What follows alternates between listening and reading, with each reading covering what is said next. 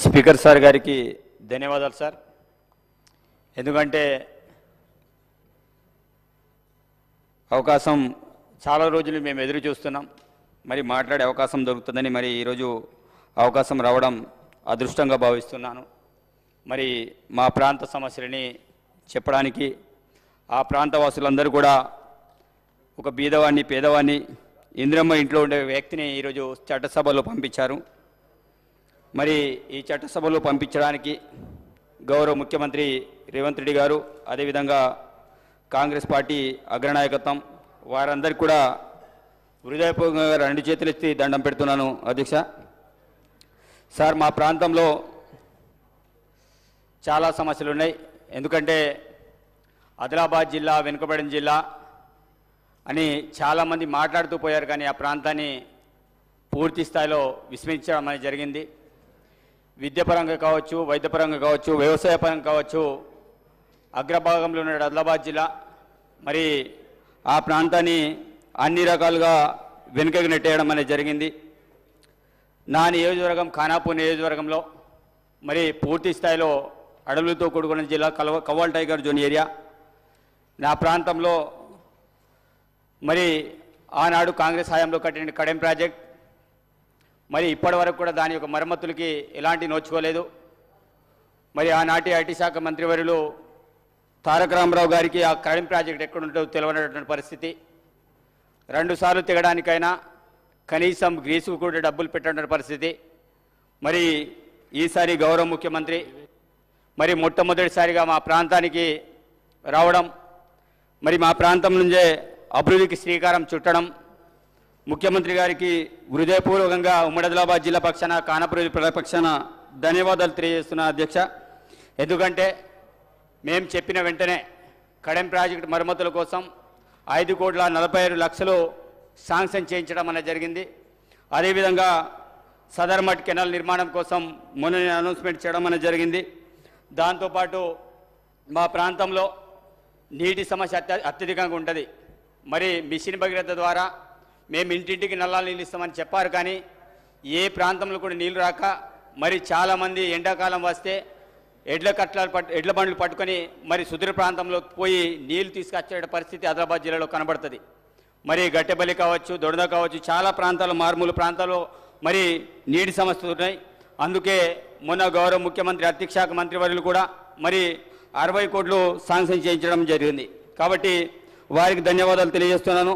అదేవిధంగా మా ప్రాంతంలో మరి వ్యవసాయ పరంగా కడెం ప్రాజెక్టుతో పాటు సదర్మట్, అదేవిధంగా చిక్మన్ ప్రాజెక్ట్, అదేవిధంగా మతడి ప్రాజెక్ట్, చాలా ప్రాజెక్టులు కట్టారు.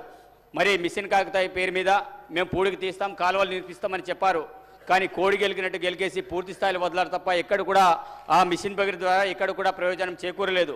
కాబట్టి ఆ ప్రాంతంలో ఇప్పటికైనా మన ప్రభుత్వం మిగతా ఏవైతే కాలువ నిర్మాణ పనులు ఉన్నాయో వాటిని వెంటనే పూర్తి చేయాలని నేను విజ్ఞప్తి చేస్తున్నాను. అదేవిధంగా మా ప్రాంతంలో వైద్యపరంగా చాలా అనేక రకాల ఇబ్బందులు ఉన్నాయి. మరి ఉట్నూరు ప్రాంతంలో డిహెచ్సి హాస్పిటల్ని ఏర్పాటు చేశారు. అదేవిధంగా పోయినసారి మదర్ చైల్డ్ హాస్పిటల్ని శాంక్షన్ చేశారు.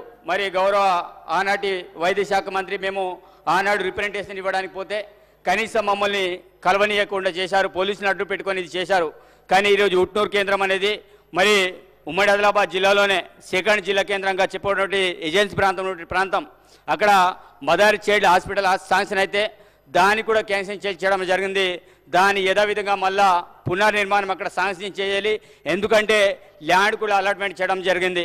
అదేవిధంగా ఉట్నూరులో మత్తు డాక్టర్ సంబంధించిన డాక్టర్లు కావచ్చు, ఆర్థోపెడిషియన్ కావచ్చు, అదేవిధంగా గైనకాలజిస్ట్ కావచ్చు, ఈ పోస్టులన్నీ కూడా పూర్తి స్థాయిలో వేకెంట్గా ఉన్న అధ్యక్ష. ఎందుకంటే తప్పకుండా అక్కడ భర్తీ చేయాలి. అదేవిధంగా ఆదిలాబాద్ జిల్లా కేంద్రంలో మరి నిన్న గౌరవ శాసనసభ్యులు అక్కడ అంటే మొన్న మాట్లాడారు, కానీ మళ్ళీ ఇంకొకసారి మిమ్మల్ని గుర్తు చేస్తున్న సూపర్ స్పెషాలిటీ ఆసుపత్రి నిర్మాణం చేశారు. మళ్ళీ అధికారంలో రావాలనే ఆలోచనతో దాని ఆర్భాటంగా పోయి ఇనాగ్రేషన్ చేశారు, కానీ అక్కడ సిబ్బంది మాత్రం ఒక్కరిని కూడా నియమించలే. ఇప్పటికీ ఆ సూపర్ స్పెషాలిటీ ఆసుపత్రి పూర్తి స్థాయిలో అలాగే ఉంది. కాబట్టి ఇమీడియట్లీ దాంట్లో పూర్తి స్థాయిలో సిబ్బందిని నియమించాలని విజ్ఞప్తి చేస్తున్నాము. అదేవిధంగా మా ప్రాంతంలో మరి అదేవిధంగా ఆదివాసుల సమస్యలు మరి పోడు భూములకు సంబంధించిన అంశం మరి నేను కూడా గతంలో పేసా కోఆర్డినేటర్గా పనిచేశా. మరి తీర్మానం చేశాం, మరి పంపించాం. మరి ఎలక్షన్ కంటే ముందు పట్టాలు ఇస్తామని ఒక్కొక్కరు 4 ఎకరాల పొజిషన్లు ఉంటే వాళ్ళకి కేవలం 10 గుంటలు 20 గుంటలు పట్టాలు ఇచ్చేసి చేతులు దులుపుకున్నారు. కానీ ఎవరు కూడా పోడు భూములకు సంబంధించిన పట్టాలు రాలేదు. కాబట్టి తప్పకుండా వాటి మీద కూడా ఇమ్మీడియట్లీ పోడు భూములకు సంబంధించిన సమస్యను పరిష్కారం చేస్తారని, అదేవిధంగా ఇంకో సమస్య, ఆనాడు కాంగ్రెస్ పార్టీ హయాంలోనే ఐటీఐలు ఏర్పడినాయి. ఏటూరు నగరం కావచ్చు, భద్రాచలం కావచ్చు, అదేవిధంగా ఊట్నూరు ఐటీఐ కావచ్చు. కానీ ఇప్పటి వరకు కూడా దానికి సిబ్బంది నియమించలే. అది ఉన్నటువంటి సిబ్బందిని కూడా పూర్తి స్థాయిలో తీసేసి మళ్ళీ రిక్రూట్మెంట్ చేయకుండా పూర్తి స్థాయిలో యథావిధిగా ఉంటుండే దిశ దాన్ని పూర్తి స్థాయిలో మళ్ళా ఇది చేయాలని కోరుకుంటూ, మరి ఉట్నూరు కళాశాలలో ఆనాడు డిఎడ్ కళాశాల ఉండే, డిఎడ్ కళాశాలను కూడా పూర్తి స్థాయిలో మళ్ళా యథావిధిగా కొనసాగించాలి.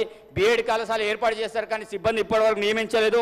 అదేవిధంగా జీవో నంబర్ 3 అధ్యక్ష, మేము ఆనాడు ఆ ప్రాంతంలో ఉద్యోగాలు రావాలంటే వెనుకబడి ప్రాంతంలో తప్పకుండా జీవో నంబర్ 3 ప్రకారం ఉద్యోగాలు వస్తుండే. మరి ఆ జీవో నంబర్ 3ని ఆయన ప్రభుత్వం ఎత్తివేయడం అనేది జరిగింది. తప్పకుండా యథావిధిగా జీవో నంబర్ 3ని యథావిధంగా కొనసాగించాలి. అదేవిధంగా ఇంకొకటి సమస్య, ఏజెన్సీ ప్రాంతం అంటే అక్కడ ఆదివాసులం అందరం మా లీడర్లు కావచ్చు అందరు కాదు చాలా సందర్భాల్లో మాట్లాడుతుంటారు. మరి నాన్ ట్రైబల్ సమస్య, మరి ఆనాడు హామీలు ఇచ్చినటువంటి ప్రభుత్వం మరి బీఆర్ఎస్ పార్టీ అధికారంలో వచ్చిన తర్వాత, సార్ ఒకటే నిమిషం సార్, బీఆర్ఎస్ అధికారంలో వచ్చిన తర్వాత మరి ఏజెన్సీ ప్రాంతంలో నాన్ ట్రైబల్కి హామీలు ఇవ్వడం కానీ, అదేవిధంగా వాళ్ళకి బ్యాంక్ రుణాలు ఇవ్వడం కానీ బ్యాన్ చేయడం అనేది జరిగింది. మేము బాబాసాహెబ్ అంబేద్కర్ చట్టాన్ని మేము గౌరవిస్తాం, ఫిఫ్త్ షెడ్యూల్ని గౌరవిస్తాం. కానీ అక్కడ నాన్ ట్రైబల్ యొక్క సంబంధించిన సమస్య ఏదైతే ఉందో మరి వాళ్ళందరూ కూడా గతంలో బ్యాంక్ రుణాలు ఇస్తే దాన్ని పూర్తిగా బ్యాన్ చేయడం అనేది జరిగింది. గతంలో హరీష్ రావు గారు వచ్చి మరి ఉట్టూరులో మీటింగ్ పెట్టి మీ అందరికీ పట్టాలు ఇప్పిస్తాం, మీ సమస్యని పరిష్కరిస్తామని మాట్లాడరు తప్ప, ఆ కేవలం ఓట్ల కోసం మాట్లాడరు తప్ప నిజంగా ఆ సమస్యని పరిష్కారం చేయడానికి మాట్లాడేది అధ్యక్ష. కాబట్టి మేము కోరుకునేది ఒకటే, ఈరోజు నాన్ ట్రైబల్ చట్టాన్ని ఒకవైపు రక్షిస్తూనే అక్కడ నాన్ ట్రైబల్ సోదరులకి మరి ఏజెన్సీ చట్టాలను కాపాడుతూనే అక్కడ నాన్ ట్రైబల్ సోదరులు కూడా ఆ యొక్క సమస్యని బ్యాంక్ రుణాలు ఇచ్చేటట్టు మీరు ప్రయత్నం చేస్తారని నేను కోరుకుంటూ, మరి జీవో నంబర్ 3 కావచ్చు, అదేవిధంగా ఆ ప్రాంతంలో ముఖ్యంగా టైగర్ జంతువు సమస్య, మరి కనీసం అడవికి కట్టెలకు వెళ్ళినటువంటి పరిస్థితి, మరి పారిశుద్ధ్య అధికారులు చాలా రకాలుగా ఇబ్బంది పడుతున్నారు సార్. అదేవిధంగా రెన్యువల్ రోడ్స్, మా ప్రాంతంలో రోడ్లని కనీసం గతంలో 20 సంవత్సరాల క్రితం వేసిన రోడ్లని కనీసం మళ్ళా మేము రోడ్లు రెన్యువల్ చేస్తామంటే కనీసం రోడ్లు లేని పరిస్థితి. కాబట్టి తప్పకుండా మా ప్రాంతంలో ప్యారెస్ సమస్యని పరిష్కరిస్తారని, అదేవిధంగా బిఎడ్ కళాశాల, అదేవిధంగా మిగతా అన్ని అంశాల మీద ప్రత్యేకమైన దృష్టి సారిస్తారని మరి నాకు ఈ అవకాశం ఇచ్చినందుకు ప్రత్యేకమైన ధన్యవాదాలు తెలుస్తూ సెలవు తీసుకుంటున్నాను అధ్యక్ష. ధన్యవాదాలు. గౌరవ సభ్యులకు విజ్ఞప్తి, మీ నియోజకవర్గానికి సంబంధించిన ఒక్క సమస్య పైననే ప్రస్తావించవలసిందిగా మిమ్మల్ని కోరడం అవుతున్నది.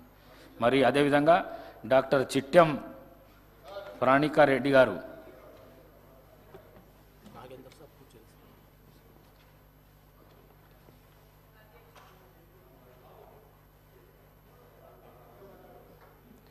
అధ్యక్ష, ఈరోజు కొత్తగా ఎన్నికై